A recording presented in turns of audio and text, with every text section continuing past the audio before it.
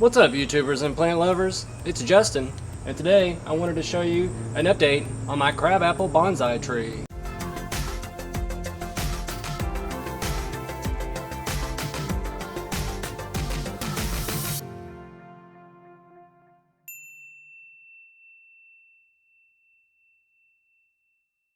If you didn't see my last video, this bonsai tree, the crabapple, got really sick.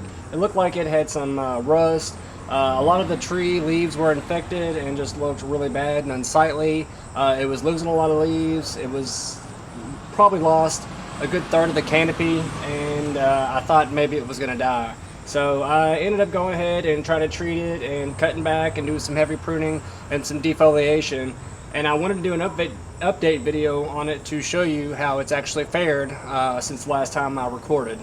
Now, if you can tell, I probably cut back a good majority of this tree, and that was around about a month ago, and in about that 3 week period, it has put on a lot of mass. Now, we are approaching the end of summer, so I don't want to do too much in the way of pruning because it won't be ready for winter dormancy if I go ahead and add a whole lot of soil and fertilizer and then do a whole bunch of heavy pruning. It won't recover in time for winter and its dormancy period, and it could delay a lot of stuff and then mess the tree up even further and potentially really hurt the tree.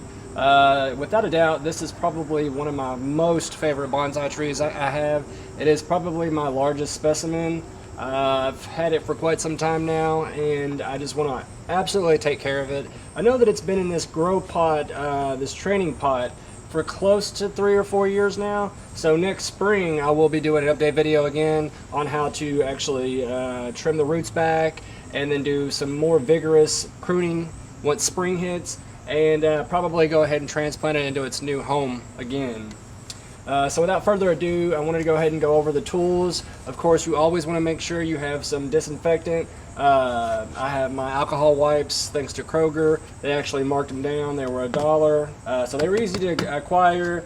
And I have my pruning tools here, my sharpened and sanitized pruning shears for the smaller, thinner branches. And then I have my root rake in here to kind of help pull back some of the soil and loosen it up some. As you can see, I've got a bunch of offshoots that are coming out, some suckers that I need to go ahead and address so that in a couple of weeks time I will get him pruned up and ready for the winter time. So I will have to go ahead and lay some mulch and some straw. As you can tell, this is a plastic pot, so it's not very good at protecting the roots, but the way I set it up, typically I'll wrap some burlap around here or just make a mixture of good wood chips and some straw to actually help insulate the roots and the root mass. And I want to go ahead and get all that clear out in the center and cut all this back so that he'll be ready, and all I have to do is go ahead and throw all that in there.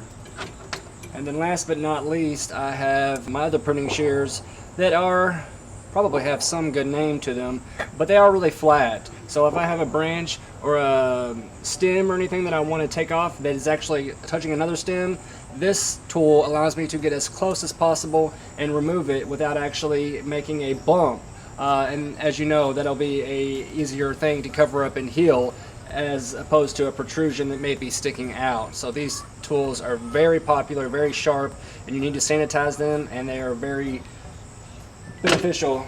Alright, so like I said, I don't want to do too much in the way of pruning. I just want to kind of loosen up a little bit and make sure I'm removing any of these other leaves that look like they may be infected. Now, as of last time, I wasn't sure exactly what the disease was, but as a way of precaution, I want to remove anything and put it in a bag so that nothing gets transmitted to another plant and infects that.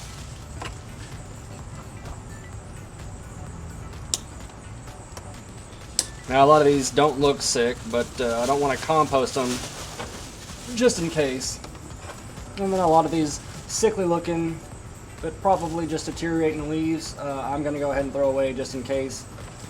Better to be safe than sorry, because it's hard to tell between a deteriorating leaf or a leaf with rust. And I'm just trying to clean up all the soil on top here so that it doesn't go down into the soil and decompose and break down further into the tree's roots and get back up into the tree. Somebody's unhappy.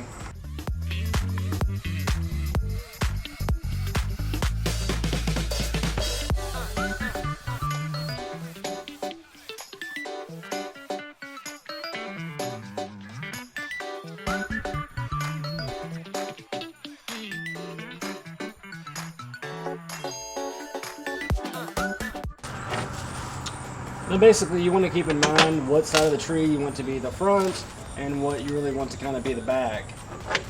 You kind of work your way from there.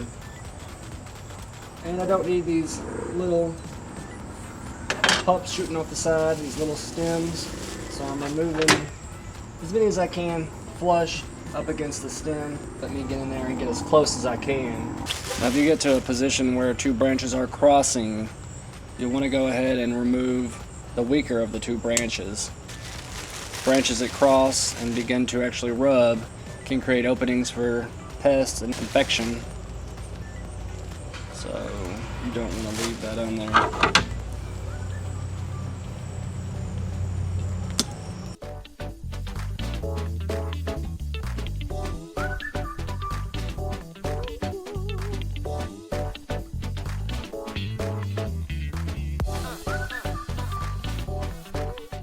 Alright boys, well we're burning daylight and I don't have much time left. Like I said, I didn't want to do too much vigorous pruning.